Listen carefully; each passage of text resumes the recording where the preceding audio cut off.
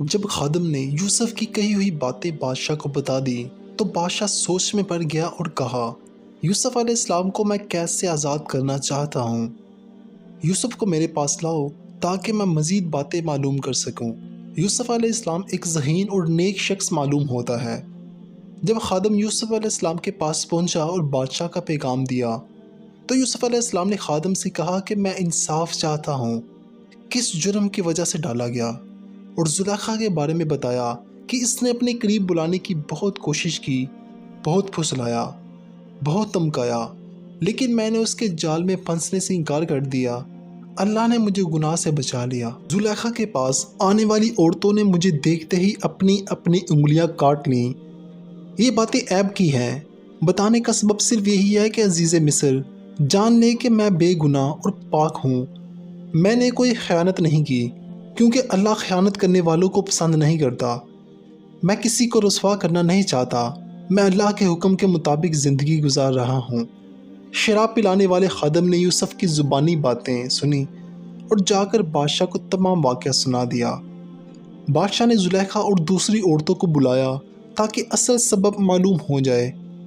زلیخا نے بادشاہ سے سچ سچ باتیں بتا دی اور کہا کہ میں نے یوسف کو دعوت گناہ دینے کی بہت کوشش کی، مگر یوسف علیہ السلام مجھ سے بچ کر نکل گیا۔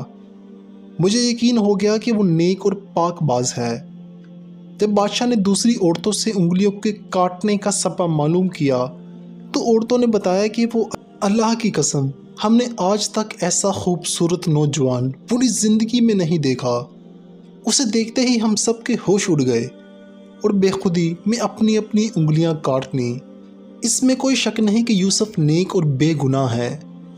بادشاہ نے زلیخا اور دوسری عورتوں سے انگلیوں کے کاٹنے کا سبب اور سچائی معلوم کرنے کے بعد حکم دیا کہ یوسف علیہ السلام کو میرے پاس لاؤ۔ میں اسے اپنے خاص مصاحبوں میں جگہ دوں گا، بعض کاموں میں اپنا مددگار بناؤں گا تاکہ حکومت کے کاموں میں آسانی پیدا ہو۔ چنانچہ حضرت یوسف علیہ السلام بادشاہ کے پاس گئے اور بادشاہ نے حضرت یوسف علیہ السلام سے باتیں کی اور کہا کہ میں تمام واقعات سے واقف ہو چکا ہوں۔ میں آپ کو خاص مرتبہ دوں گا، آپ عزت والے ہیں۔ میں آپ کو اپنے پاس رکھوں گا اور اپنا مشیر بناؤں گا۔ مجھے آپ پر پورا بھروسہ ہے۔ آپ نے خواب کی تعبیر بتائی کہ پہلے 7 سال میں خوب پیداوار ہوگی، بعد کے 7 سالوں میں قحط پڑے گا۔ میں چاہتا ہوں کہ غلے کا انتظام آپ کے ہاتھ میں دے دوں۔ حضرت یوسف علیہ السلام نے منظور کر لیا اور کہا کہ میں اس کام کو بخوبی انجام دوں گا تاکہ ملک میں رعایا خوش رہے اور اناج کی کمی نہ ہو۔ حضرت یوسف علیہ السلام نے خوراک کا محکمہ سنبھال لیا۔ 7 سال میں جو غلہ پیدا ہوا تھا اسے بچا کر رکھا۔ جب دوسرے 7 برسوں میں پیداوار نہ ہوئی تو رکھے ہوئے غلے کے ذخیرہ سے لوگوں کو اناج فراہم کیا جاتا۔ ملک میں قحط پڑ گیا۔ حضرت یوسف علیہ السلام نے عزیز مصر کی جگہ لے لی اور حکومت کرنے لگے۔ ملک شام کے علاقہ کنعان میں غلہ نہ ملنے کے سبب قحط پڑ گیا تھا۔ کنعان کے رہنے والے بھی پریشان تھے۔ وہ غلہ لینے کے لیے مصر پہنچے۔ حضرت یعقوب علیہ السلام کے 11 بیٹوں میں سے 10 بیٹے بھی غلہ لینے کے لیے مصر پہنچ گئے۔ انہوں نے حضرت یوسف علیہ السلام سے ملاقات کی اور اپنا تعارف کرواتے ہوئے باپ کا نام یعقوب علیہ السلام اور جو بھائی نہ آ سکا اس کا نام بنیامین تھا۔ ان کے کہنے پر حضرت یوسف علیہ السلام سمجھ گئے کہ یہ میرے بھائی ہیں جنہوں نے مجھے کنویں میں دھکیل دیا تھا۔ آپ دل ہی دل میں اپنے باپ اور بھائی بنیامین کو یاد کرنے لگے۔ حضرت یوسف علیہ السلام نے ان سے کہا کہ تم 10 آدمی آئے ہو، میں صرف تم لوگوں کا حصہ ہی دوں گا، یہاں بھی غلہ بہت کم ہے۔ انہوں نے کہا کہ ہمارے باپ آنے کے قابل نہیں، وہ بوڑھا ہو چکا ہے، اور بھائی بنیامین کا حصہ بھی دے دیجئے۔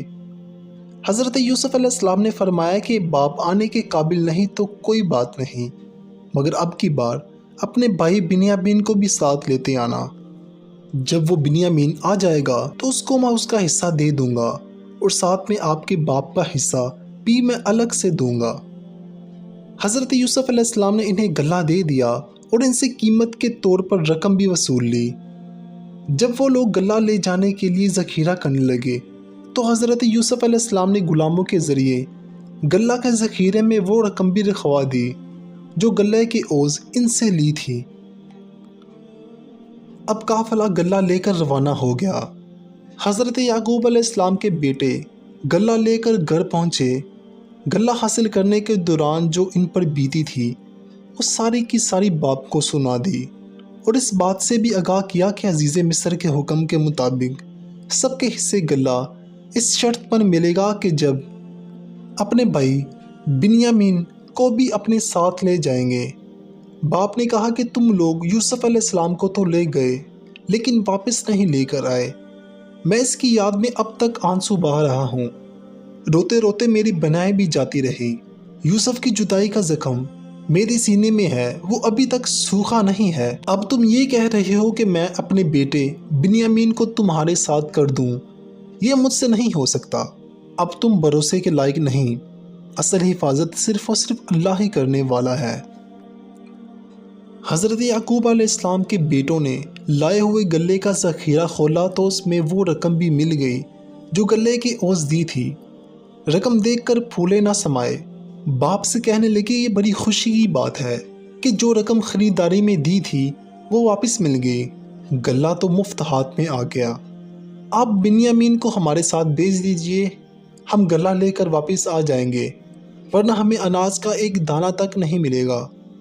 عزیز مصر کے حکم کی تعمیل بھی ضروری ہے، ہم سب بنیامین کی حفاظت کریں گے۔ باپ نے کہا کہ مجھے تم لوگوں پر ذرا بھی یقین نہیں آتا، تمہارے ہی کہنے پر میں یوسف کو کھو چکا ہوں، اب تم لوگ میرے بیٹے بنیامین کے پیچھے پڑ گئے۔ تو بیٹوں نے کہا کہ ہم آپ کو یقین دلاتے ہیں کہ اپنی جان سے بھی زیادہ بنیامین کی حفاظت کریں گے۔ باپ نے ان کی باتیں سن کر کہا کہ اگر تم لوگ قسم کھا کر کہو کہ بنیامین کو بحفاظت لاؤ گے، یہ بات اور ہے کہ تم خود مصائب میں گر جاؤ۔ بیٹوں نے قسم کھا کر کہا کہ ہم ضرور بنیامین کو ساتھ لیتے آئیں گے۔ پھر حضرت یعقوب علیہ السلام نے بیٹوں سے کہا کہ جو کچھ کرتا ہے اللہ ہی کرتا ہے، میں اسی پر بھروسہ کرتا ہوں، مجھ میں کوئی طاقت نہیں۔ انہوں نے بیٹوں کو نصیحت کی کہ تم سب ایک ہی دروازے سے داخل مت ہونا بلکہ علیحدہ علیحدہ دروازوں سے جانا، صرف اللہ ہی پر بھروسہ رکھنا۔ سب نے باپ کے حکم کی تعمیل کی۔ چنانچہ سب بھائی مصر پہنچے۔ حضرت یوسف علیہ السلام سے سب بھائیوں نے ملاقات کی اور کہا کہ اس سفر میں ہم لوگ بنیامین کو بھی ساتھ لے کر آئے ہیں۔ حضرت یوسف علیہ السلام نے بنیامین کو خاموشی سے بلایا اور کہا کہ میں تمہارا بھائی ہوں، سوتیلے بھائیوں نے جو سلوک کیے اس سے غمگین نہ ہونا۔ جب بنیامین نے حضرت یوسف علیہ السلام کی باتیں سنی تو وہ بہت خوش ہو گئے۔ تو حضرت یوسف علیہ السلام نے بنیامین سے کہا کہ ان باتوں کو راز میں رکھا جائے تو بہتر ہے۔ بنیامین نے ان باتوں کو راز میں رکھا، بھائیوں کو اس کی خبر تک نہیں ہونے دی کہ یوسف علیہ السلام آپ کے بھائی ہیں، کہ یوسف علیہ السلام حضرت یعقوب علیہ السلام کے بیٹے ہیں۔ یوسف علیہ السلام نے سب کو غلہ دیا۔